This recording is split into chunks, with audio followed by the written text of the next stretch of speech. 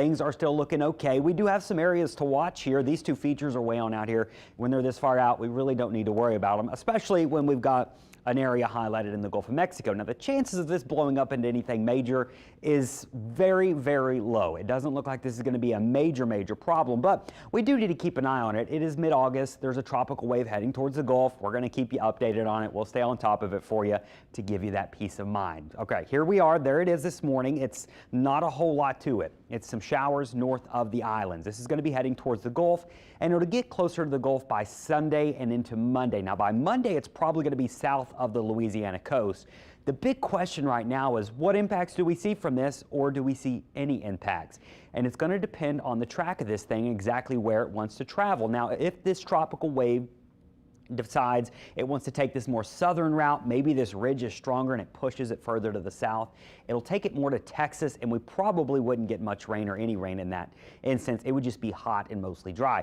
Now, there are some scenarios that do bring it a little bit closer to us, wrap up as low pressure, maybe a depression, and then travel closer to the Louisiana coast. That would bring us a higher chance for rain, but at this point it's going to be the tropical wave boxing it out with this ridge. Which one wins? That's going to determine, do we see rain here in southeast Louisiana?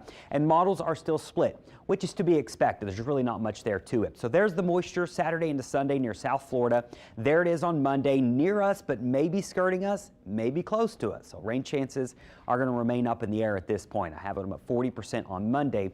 And then by Tuesday, quickly moving towards Texas, taking that moisture with it. So I think Monday would be our best chance of rain if we're going to get it from this tropical feature.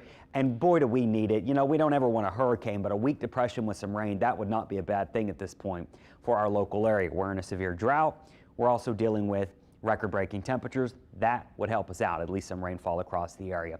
So for now, we're just waiting and watching. Once again, it doesn't look like it's going to blow up in anything major. Now, models might be underestimating how intense this thing could grow. I'm talking maybe a tropical storm here, because the Gulf is super warm. It's actually burning hot.